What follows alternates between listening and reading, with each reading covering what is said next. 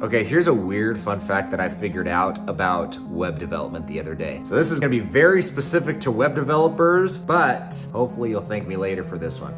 You guys have probably seen websites that kind of have the background videos going, like you go to the homepage and maybe they have like, so it's like a landscaping company, for example. They have some cool drone shots or whatever. It's just like a video background. Usually they have a little attribute that makes that video autoplay. But I ran into this issue where occasionally on my phone when I accessed it, the video would not autoplay. So it would look like some crappy website with a video that's frozen in the background. And I was trying to figure out what was going on. Well, it turns out if your iPhone is on power save mode, it disables autoplay for any videos on any websites you visit to save power. So that's what the problem turned out to be. If you're looking to fix the problem, what I usually end up just doing is putting a little bit of JavaScript in that says if the video is not autoplaying, just replace it with a static background image that looks really good, and then you get the video still that autoplays, but if it doesn't autoplay, it just does a normal background image. So that's how you solve that issue.